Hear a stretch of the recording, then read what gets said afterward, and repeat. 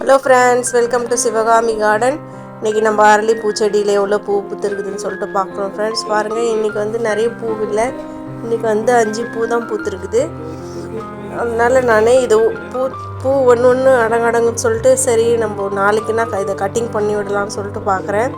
இன்றைக்கி வந்து உங்களுக்கு வந்து இன்றைக்கி ஒரு புது உறவு நான் வந்து உங்களுக்கு காட்டுறேன். பாருங்கள், நம்ம அன்றைக்கி கட்டிங் பண்ணி விட்ட அந்த செம்பருத்தி செடியில் மொத்தம் 9 செம்பருத்தி பூ பூத்துருக்குது. நாட்டு செம்பருத்தி பாருங்கள், செடி ஃபுல்லாக எவ்வளோ வெறும் பூவாகவே எவ்வளோ அழகாக தெரியுது பாருங்கள்.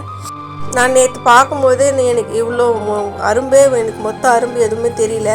ஆனால் இன்றைக்கி பார்த்தா இதில் மொத்தம் ஃபுல்லாக நிறைய 9 பூ பூத்துட்டு இருக்குது. ரொம்ப அழகாக இருக்குது செடி ஃபுல்லாக.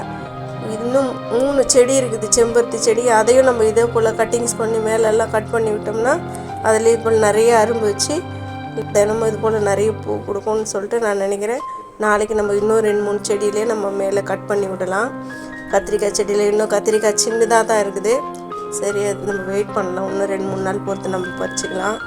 தக்காளி வந்து 3 தக்காளி பழுத்து இருக்குது. அதுவும் நம்ம இன்றைக்கி பறிச்சிக்கலாம் தக்காளியே.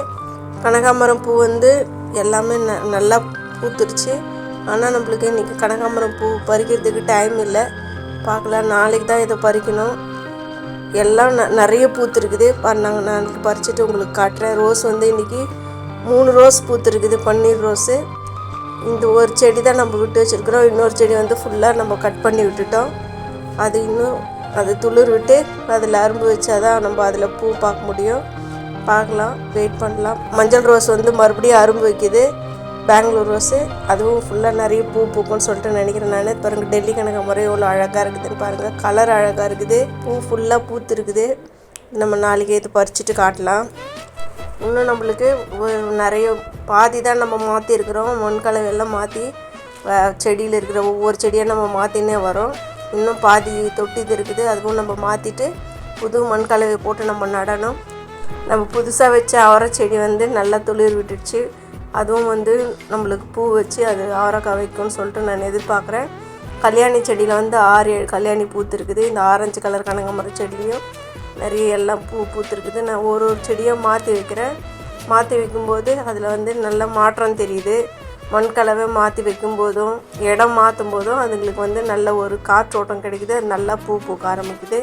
அவரைக்காய் செடியிலே மறுபடியும் அவரைக்காய் வச்சுருக்குது பாருங்கள். கொய்யாக்காய் மரத்தில் நல்லா துளிர் வந்துருக்குது. இந்த மிளகா வானம்பொத்த மிளகா. இன்றைக்கி இவ்வளோ தான் ஃப்ரெண்ட்ஸ். இந்த வீடியோ உங்களுக்கு பிடிச்சிருந்தா நீங்கள் லைக் பண்ணுங்கள், ஷேர் பண்ணுங்கள், கமெண்ட் பண்ணுங்கள், சப்ஸ்கிரைப் பண்ணுங்கள். இன்னும் நாளைக்கு நம்ம கார்டனில் என்ன புதுசாக நடவு செய்கிறேன்னு சொல்லிட்டு பாருங்கள் ஃப்ரெண்ட்ஸ். நாளைக்கு காலையில் 8 மணிக்கு உங்களுக்கு வீடியோவில் வரும். Thank you friends.